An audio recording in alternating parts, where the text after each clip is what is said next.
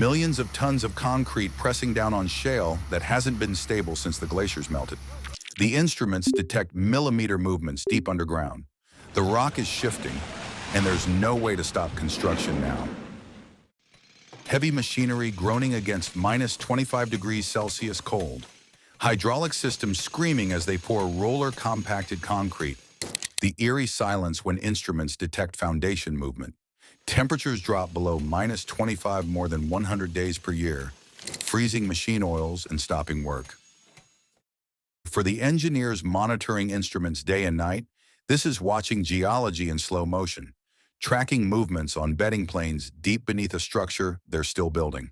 They placed 1.68 million cubic meters of concrete on rock that critics call the geological equivalent of billiard balls.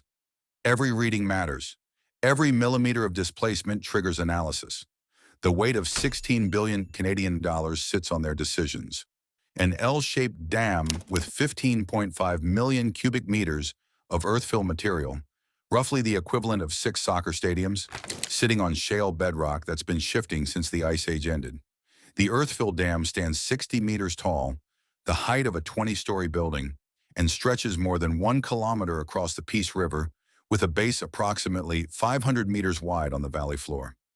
The dam is being built on what Harry Swain, former chair of the Joint Review Panel, called the geological equivalent of billiard balls. A slide into the reservoir could create an overtopping wave that would collapse the dam, a common cause of dam failure, especially with earthfill dams. In the 1957 Peace River Bridge collapse, engineers had 13 hours between first detecting movement and total collapse. Fort St. John, population 21,000, lies approximately 7 kilometers from the dam site. Hudson's Hope and surrounding communities downstream would face immediate danger. 16 billion Canadian dollars in construction costs, gone. This is Site C.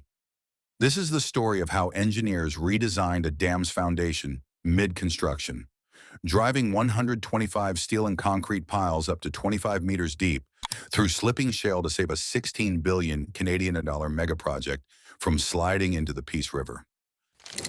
An earth-filled dam, approximately 1,050 meters long and 60 meters high above the riverbed, taller than Niagara Falls and longer than 10 football fields end to end. Every meter of that length must be anchored to bedrock that engineers discovered was weaker than assumed, requiring a complete foundation redesign. A generating station with 6 183-megawatt generating units, producing 5,100 gigawatt-hours annually. Site C's 1,100 megawatts will add 8% to British Columbia's total power generation capacity. This is clean energy for 450,000 homes, but only if the foundation holds. An 83-kilometer-long reservoir that will be on average 2 to 3 times the width of the current river. Approximately 5,500 hectares of land will be flooded, destroying farmland, wildlife habitat, and territory occupied by Treaty 8 First Nations. There is no bedrock at Site C, only an unstable shale that is several hundred feet deep at the dam site and along the valley. It is a Shaftesbury shale, which was mud some 70 million years ago.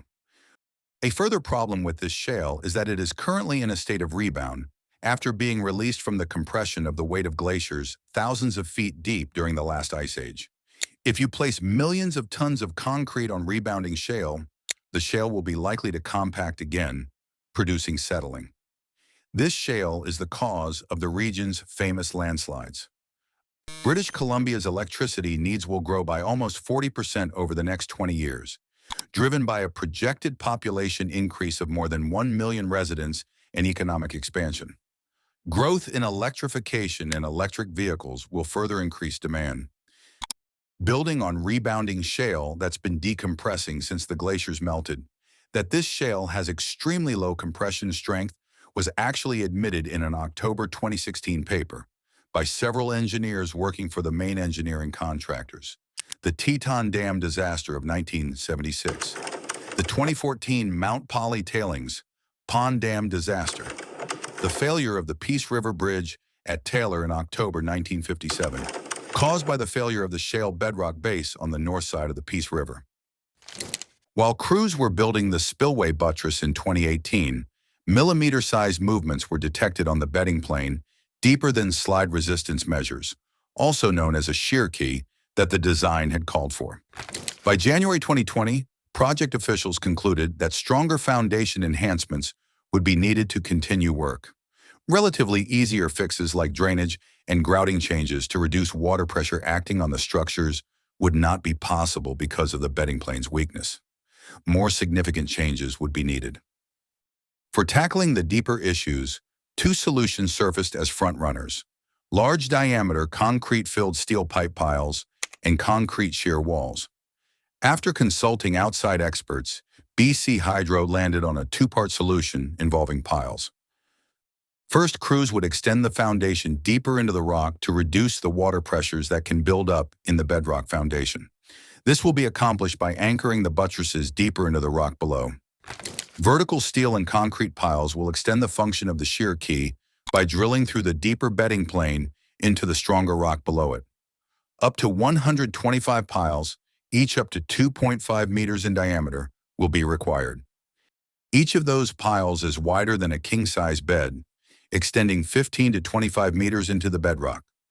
John France and Carl Hogue, two globally recognized geology experts, concluded the proposed approach is sound and capable of making the right bank structures both safe and serviceable.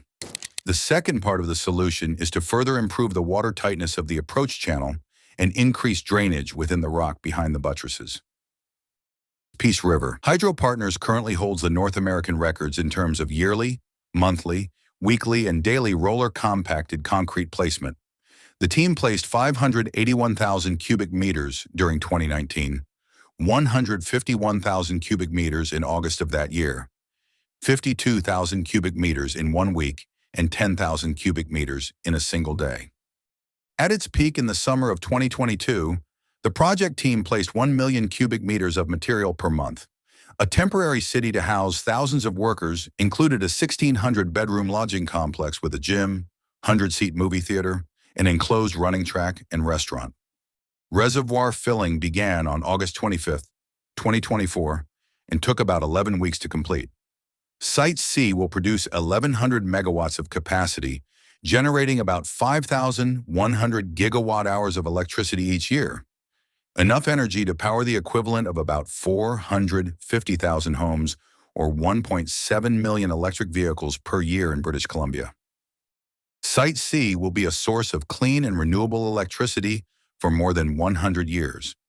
As it turns out, British Columbia will need much more electricity supply starting at the end of this decade. Electrical demand is expected to increase by 15% between 2023 and 2030. The dam critics called unnecessary may prove essential for British Columbia's electrification future. A dam designed to last a century, built on rock that's been unstable for 10,000 years since the glaciers melted. 125 piles driven through slipping shale, 16 billion Canadian dollars pressing down on the geological equivalent of billiard balls, and engineers who watch millimeter movements in the darkness and refuse to let it slide. If this story made you think, hit the bell to get notified when we publish. And if you have thoughts or know of another mega project we should cover, drop a comment below. Thanks for watching.